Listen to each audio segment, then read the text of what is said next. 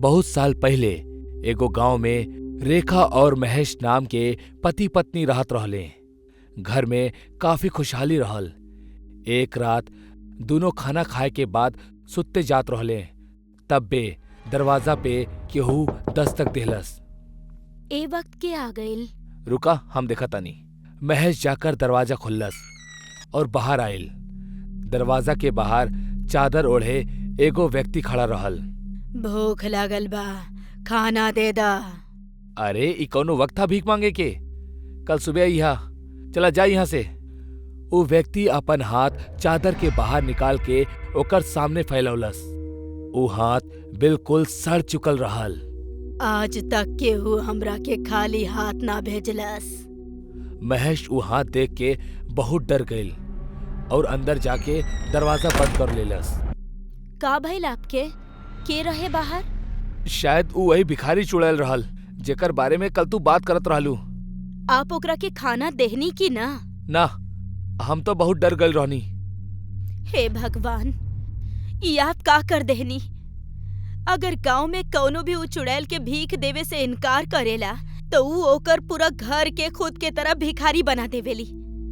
आप रुकी, हम अभी ओकरा खाना दे के आवतानी। रेखा दौड़ के रसोई घर में गई और खाना लेके चुड़ैल के देवे के खातिर बाहर आ गई। बाहर आकर रेखा देखलस कि चुड़ैल उहाँ ना रहली, बस ओकर सड़ल हाथ टूट के घर के सामने पड़ल रहल। वो हाथ के देख के रेखा और भी डर गई और खाना के थाली वही जे छोड़ के अंदर भाग गई। आधा रात बीत चुकल रहल और दोनों में से केहू के भी नींद ना आवत रहल। वो चुड़ैल की वजह से दोनों बहुत डर गए रहले।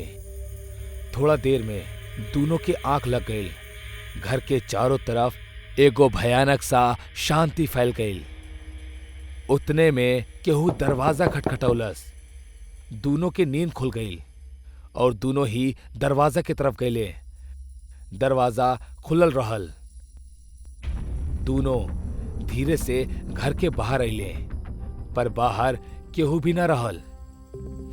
अचानक छत से एगो चुड़ैल उड़त उड़त दोनों के सामने आ गई। ओकर एक हाथ ना रहल। वो दिखे में भयानक और खूंखार रहल। ओकरा पीछे से ओकर हाथ उड़त उड़त आइल और ओकर शरीर से जुड़ गई। रेखा और महेश घर के अंदर भागल चाहले, पर उनकर मुड़त ही दरवाजा अपने आप बंद हो गई। चुड़ैल जोर जोर से हंसे लागल। दोनों बहुत बुरी तरह से डर गईले।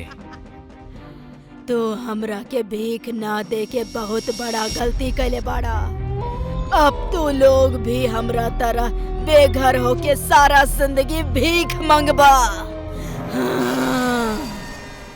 चुड़ैल रेखा और महेश के हवा में उठा लेहलस और घर के धीरे धीरे गायब करे लागल। घर के पूरी तरह से गायब कैला के बाद दोनों के जमीन पर पटक देहलस और जोर जोर से हंसे लागल। रेखा और महेश घर के दिशा में भगले, पर घर वहां से गायब हो चुकल रहल। अब तो हार बारी।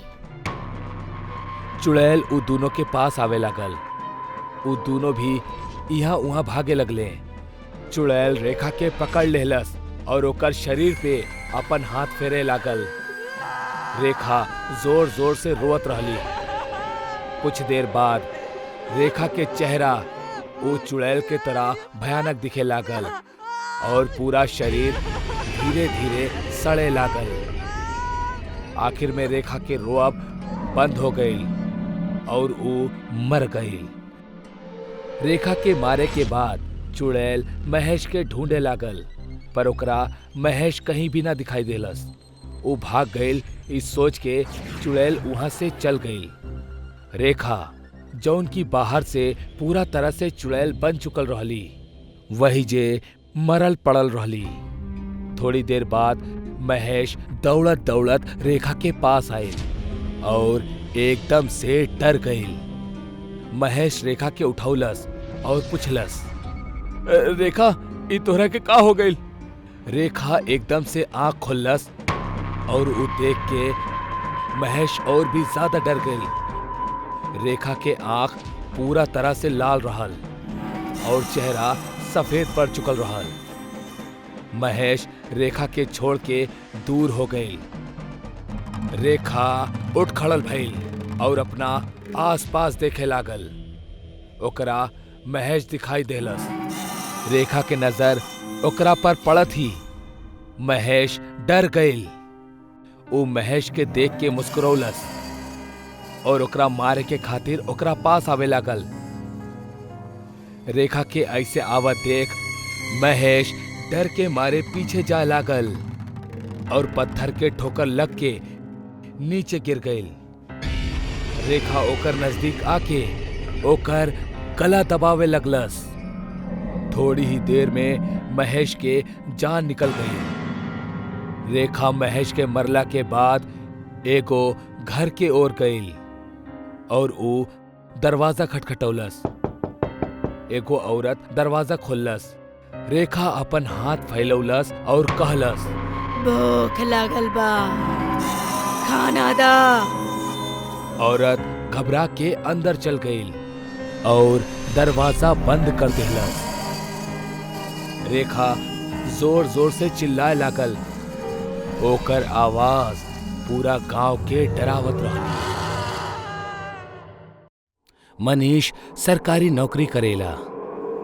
सालों बाद मनीष के नौकरी से छुट्टी मिलेली। यही से वो घूमे के खातिर आजमगढ़ पहुंच गए। मनीष इस जगह से अनजान रहल। कितना साल बाद आज मौका मिलल बा हमरा घूमे के। ये छुट्टी हम वसूल करके रहब, बहुत मजा करब। तब्बे मनीष सामने टंगल एगो बोर्ड दिखलस। मनीष गांव के अंदर कदम रखलस। ई गांव त बहुत ही सुनसान बा, केहू दिखाई भी ना दे रहल बा। यहाँ बड़ा अजीब बात बाई। थोड़ा हवा चलेली। मनीष के आंख में कुछ चल जाला। ओकरा केहू चुड़ैल दिखेली और फिर वो गायब हो जाली। मनीष डर जाला। केहू बा यहाँ? तबे मनीष के केहू पीछे से धक्का देवेला। देखा, हम एगो सरकारी नौकरी करेनी। हमरा के छुअला ना त तू जे भी बाड़ा मुसीबत में आ जाइबा। हमार सामने आवा। मनीष चुड़ैल के देख के अपन जान बचा के भागे लगेला। उ दाहिनी ओर जाला त चुड़ैल उहाँ खड़ी हो जाली और बाईं ओर जाला तो चुड़ैल उहाँ आ जाली। जहां जहां मनीष भागत चुड़ैल उहे आ जाली। तू ही बोलत रहला ना, सामने आवा तो ला गई नी। अब डर के भागत काहे बड़े? अब हमरा के ज्यादा तू तो पढ़ल लिखल दिखाई देवेला। तहरा के बाहर लिखल बोर्ड दिखाई ना देलस का? पढ़ल लिखल लोगन के आवल मना बा तो तू काहे आइला? माफ कर दा। तहरा जैसन लोग हमरा के बर्बाद कर देलस। पर हम तक कुछ न केले बानी। हम तक यहाँ रहबो न करेनी। तहार ही जैसन रहे हो मुकेश। कौन मुकेश? हम अपन माँ बाप के इकलौता बेटी रहनी। हमार माँ बाप के गुजरे के बाद हम अकेला पड़ गईनी।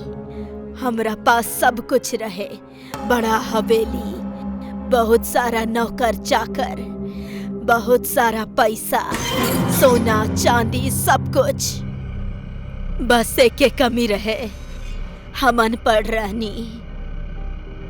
रानी जी, हमार पिताजी राजा जी के सारा हिसाब किताब संभालत रहले। वो दुर्घटना में आपके माताजी पिताजी के साथे हमार बाबा की भी मृत्यु हो गई। हाँ हाँ, हम जानत आनी मुकेश। हम आपके का सहायता कर सकेनी? पिताजी के अलावा हमार केहू भी ना बाई दुनिया में। हम कैसे अपन जिंदगी गुजारब? अगर आप हमरा के कोनो छोट मोट काम दे सकेनी तब बहुत अच्छा होगी। हाँ हाँ, काहे ना। तू ऐजे हमनी के घर के छोट मोट काम कर लिहल करा। मुकेश हमेशा रानी जी के साथ रहत रहल, घर के छोट मोट काम करत रहल। एक दिन रानी जी हिसाब किताब के किताब लेके चिंतित बैठल रहली। तब बे मुकेश उनकर पास आयल। रानी जी, आप बहुत चिंतित दिख रहल बाड़ी, कोनो परेशानी बा का? हाँ मुकेश, हमरा पास बेशुमार दौलत बा, सब कुछ बा, बाकी हम अनपढ़ बानी। हमार पिताजी लाख कोशिश कैले हमरा पढ़ावे खातिर, बाकी हम पढ़ ना पैनी। काश तनी पढ़ लिख लेती। अभी सबके संभाल ना पा रहल बानी। हिसाब किताब हमार बस के बात नहीं खे मुकेश। बस इतना सा बात?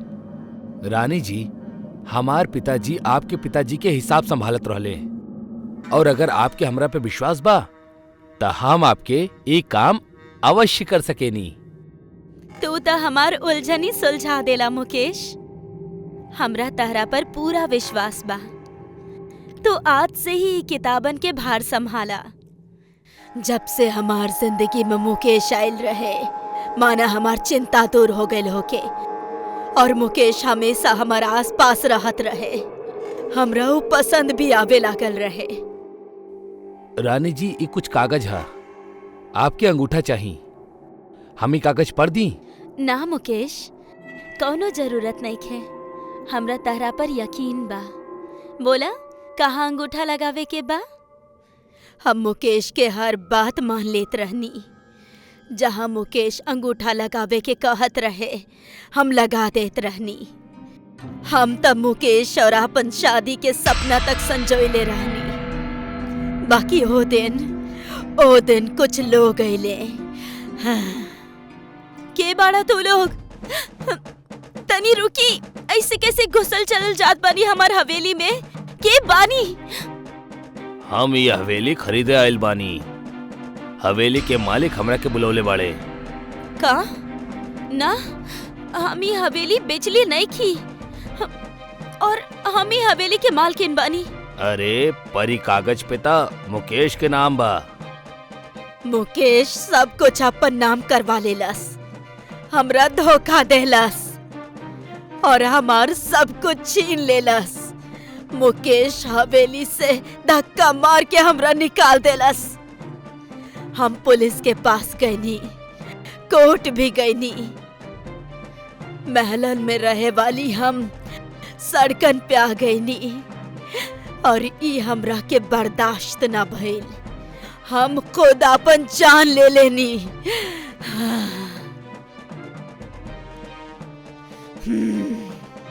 ओ दिन से हम चुड़ैल बन गईनी, और हम एक एक करके सबके मार देनी। बाकी मुकेश हमारा हाथ से बच गईल। पर हम मुकेश ना बानी, हमरा के ज्यादा। हमरा के पता बा तू मुकेश नहीं खा, बाकी ओकरे खून बाड़ा। तोहरे बाप के नाम मुकेश बाना। हाँ। पिताजी की गलती के सजा हमरा के मत दा, प्लीज। मनीष वहां से भागे लगेला। तब बे जोर से आंधी आवेली। मनीष कुछ देख ना पावेला। चुड़ैल मनीष के हवा में उठा के पटक देवेली। चुड़ैल मनीष के गर्दन धड़ से अलग कर देवेली, और ओकर सिर गांव के बाहर टंगल बोट पे अटका देवेली। एक गांव में पढ़ल लिखल के अवल बनाबा।